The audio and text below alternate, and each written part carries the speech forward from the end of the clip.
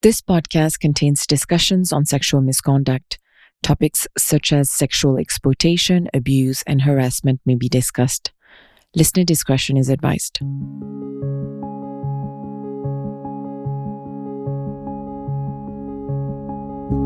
But I'm still surprised that it's even still needing to influence potentially like how leaders approach this. Right. And linked into, I guess you see a resistance, it's just across the sector. It's around that we still have to be in a position to be advocating, for funds. In this episode, I speak to Victoria McDonough. She is currently a senior victim care officer. We speak about her extensive experience in preventing and responding to sexual misconduct in the aid sector. It's shared responsibility. And this is around how you actually prevent the abuse occurring in the beginning, and also to prevent like the conditions in that working context that's actually going to lead to sexual misconduct.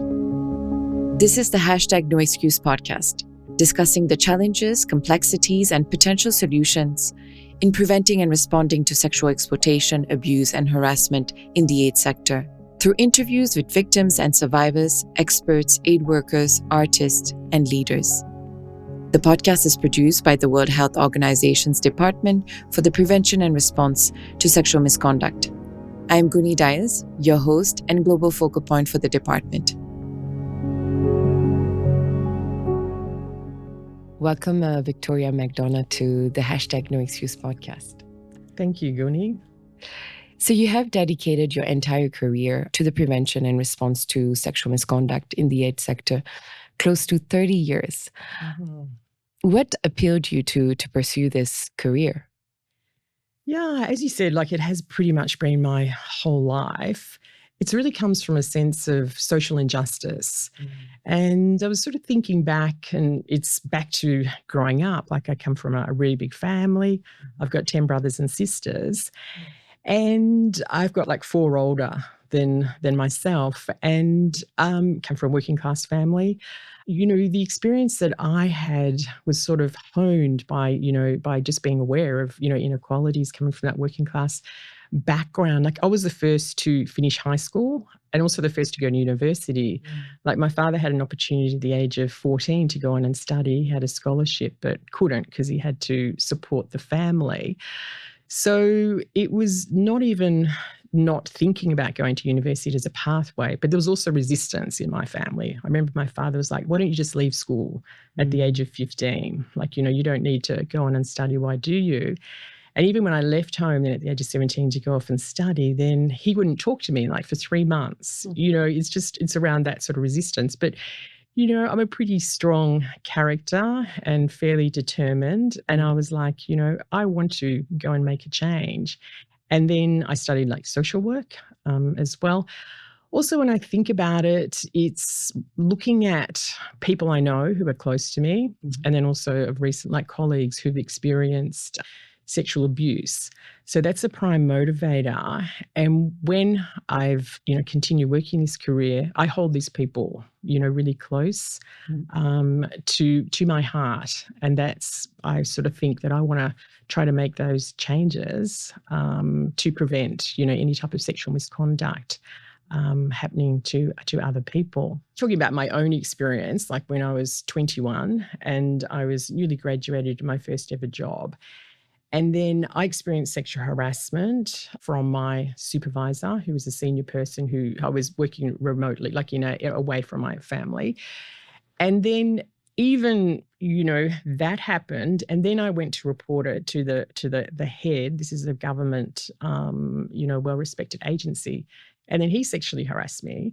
And as I walked out, pulled my bra strap.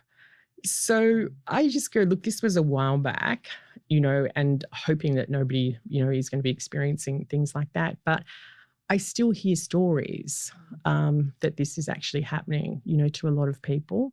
And over your career, you've worked with many different organizations, be it international organization, local NGOs.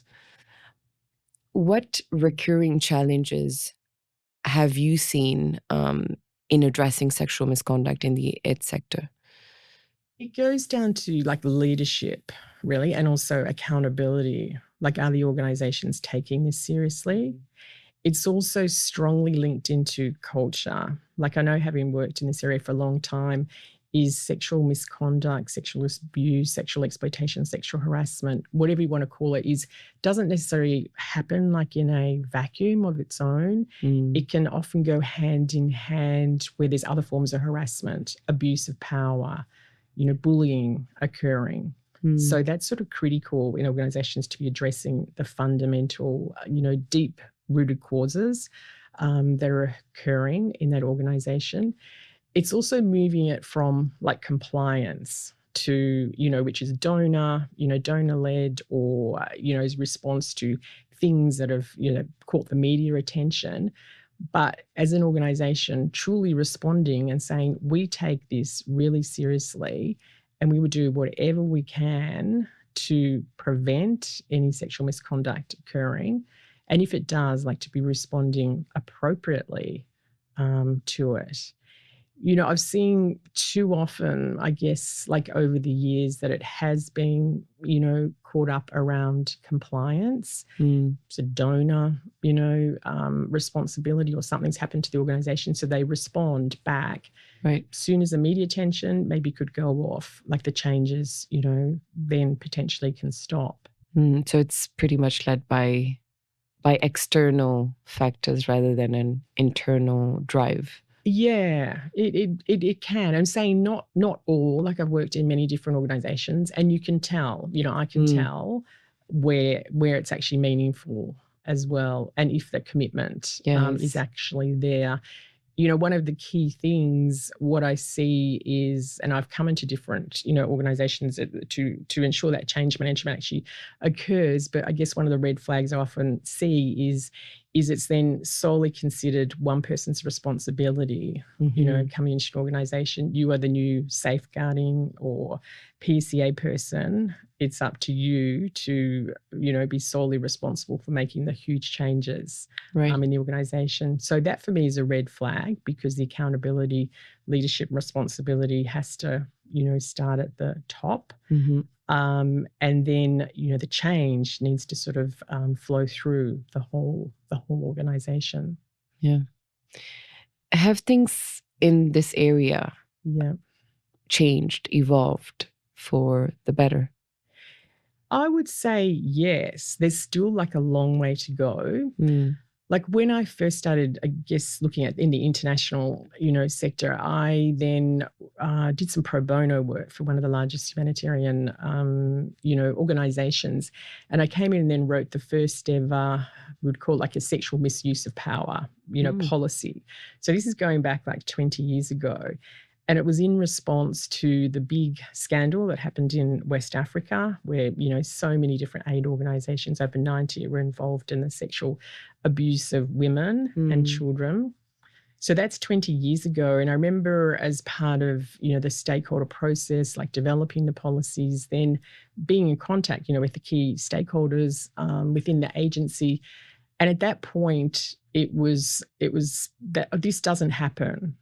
How could you say that this happens? Certainly no children have been sexually abused in our organisation. So it was a real blindside that this could not happen. So I know then, this is like 20 years later, and I'm going, why are we still here?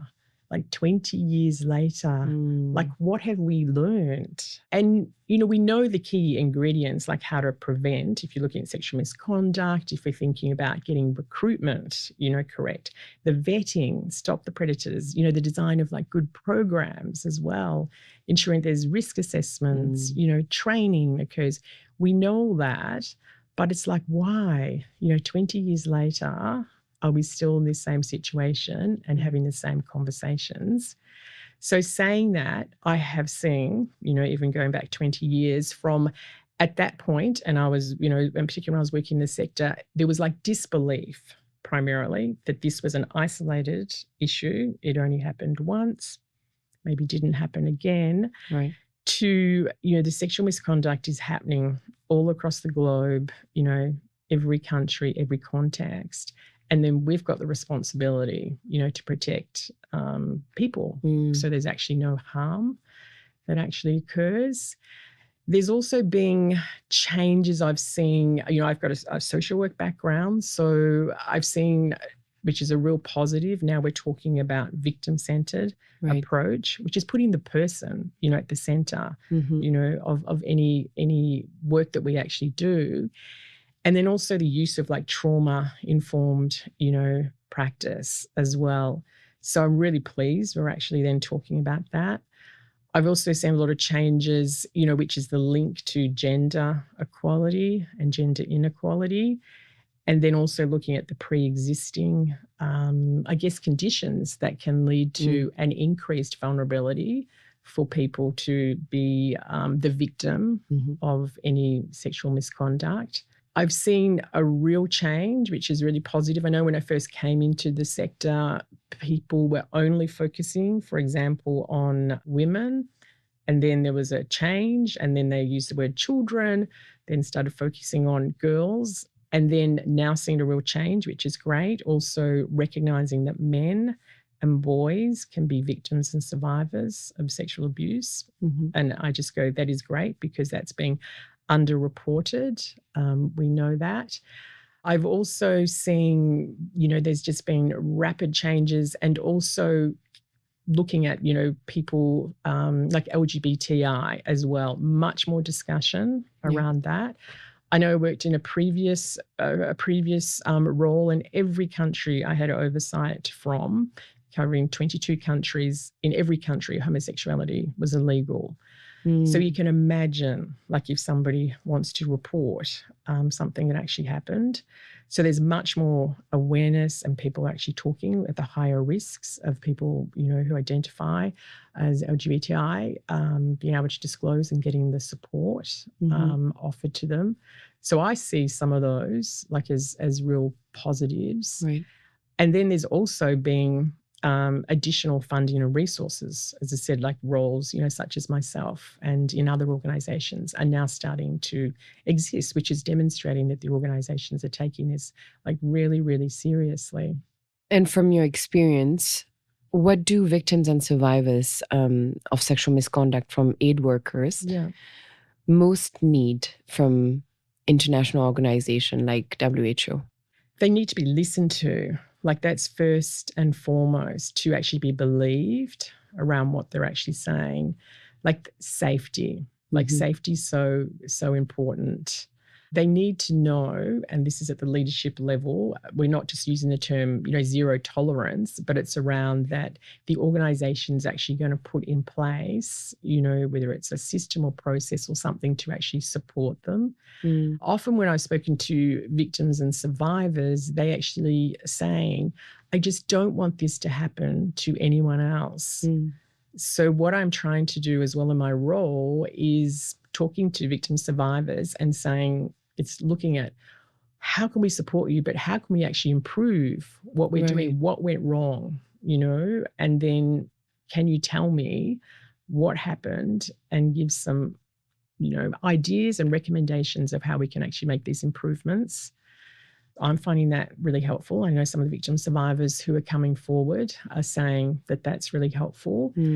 We also know that there's underreporting. I thinking also the value of statistics has been, it's been really positive. And we know, that you say 1 in 3 or 1 in 4 people had experience of violence, and, 1 in 5 men, which is great. But I know in particular, if you're looking at sexual misconduct, there's still underreporting. And, when I speak to people, they can often know who to report to and how to report, but we still haven't tackled the whole area around the fear around reporting. And many organisations will have, policies in place, as well, I guess, if there's been retaliation. But it's really before that, because people, before they've even reported. I know across the sector, we know there's going to be, if we look at sexual harassment in the workplace, that there's certain categories of people who are more vulnerable, people who are on insecure contracts, people who are younger, people who've got like turnovers, like, in their role. I've been able to see trends in other organizations that UNVs, using that as an example, have been higher, the higher risk. But saying, as I said, like sexual harassment can happen to anyone, in an organization. But it's really focusing in on if people are actually coming to us, what do they actually want? But also recognizing the majority of people are actually not going to come, and disclose. So that is then the organization trying to tackle and address the reasons why people would not report. Do they feel, would there be any safety reporting? Would they feel the confidential process, would be in place? Even when people report, and I know WHO has got a really positive track record around, doing the preliminary assessments, like you do them, in a benchmarked, I think it's 90 days. But across the board, I know that doesn't happen. So, and that's what people come and talk and they say, we have not heard anything from investigations, or we're aware that this could take like a year as well. So that's really, really difficult. It's also putting in place mechanisms like around support mechanisms, as well. So if anyone is reporting, and then it's either, that they've got access to counselling, access to financial resources, access to, legal support, or, access to like medical care, that's actually put in place. And that's actually mapped as well. So if a report does arise, then, it's very clear like what that pathway is. Right. What I really take away from is that asking from the victims and survivors how to improve, even though they might not want to officially come forward, and that is a path at least to be able to prevent better in the future. Yeah. No, definitely. I know different organizations, and I will be in the process of doing this, is setting up also like a reference group. Right. Still got to do some fine tuning around that. And will then involve people who've experienced like some form of sexual harassment. Right.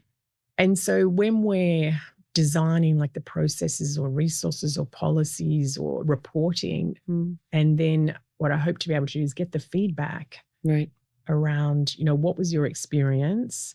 And then actually, how can we actually do better? Right. Like what is important? How can we actually make this change? As someone who directly works with victims and survivors of sexual misconduct, what aspect of your work is the most complex or difficult for you? I think it's around like resistance, and this is like the internal resistance in organizations. That's probably the most complex area to be working in. As saying, like I've got a background in social work, I've worked in, with vulnerable people like for over 30 years. So I can see, from my perspective and also my training, how to support, victims and how to prevent any sexual misconduct. But I'm still surprised that it's even still needing to influence potentially like how leaders, approach this. Right. And linked into, I guess you see resistance, it's just across the sector. It's around that we still have to be in a position to be advocating, for funds. Like if we're really serious, I guess it's, around preventing any sexual, misconduct, there needs to be like the adequate resourcing, of positions like in every country to focus on prevention. And then the other area we're talking about is that everyone considers it's shared responsibility. Right. And this is around how you actually prevent the abuse occurring in the beginning, and also to prevent like the conditions in that working context that's actually going to lead to sexual misconduct. So I think that's still a key challenge that needs to be, addressed, to say there's everyone's responsibility. And that includes if somebody sees something, they don't need to investigate. They don't need to, have 100% like facts. But if they think that there's any form of, sexual misconduct like happening, as a bystander or an upstander, also do something, about it. And whether it's, it's talking to the person who might be the subject, of it, depending on the context as well, whether it's workplace or community. But don't just not, do anything. But the other context is ensuring, and this gets back to the safety and the dignity of victim survivors, because there are country contexts that even if somebody did report, that they could be at risk, even if they were the victim, like they could be killed. Yeah. You can imagine in some countries that I've worked in, somebody was raped, they went and reported it to the police, then they get arrested and they're the victim, or they could face, danger from family and community. Like they're really, really difficult, challenging areas that we all need to be considering. That's around the safety and the risks. So in that particular example, what can we do? Yeah, well, the key one is like knowing the country, like, and knowing the country context, knowing the culture, the norms, the taboos, and also the legal structures within that country.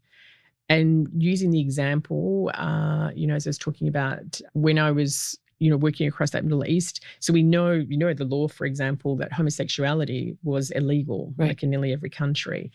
So even if somebody reported, people could go to jail. Right.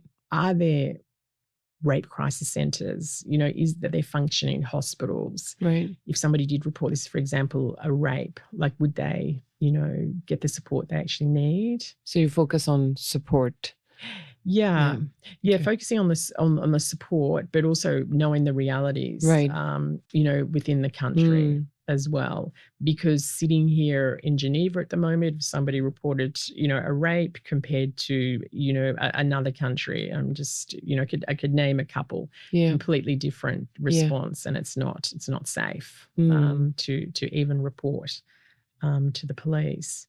Yeah. So that is really pertinent, and it's also guided by, the safety for the victim, and also their needs as well around, what they want. That's critical. Do victims and survivors hold in some way some resistance as well? If we're talking about like the resistance is around feeling that they're actually going to get a positive like response from reporting, talking to victims, and they're feeling like, and it's very, very varied, it's that they're not going to be believed. Yeah. They're not going to be believed.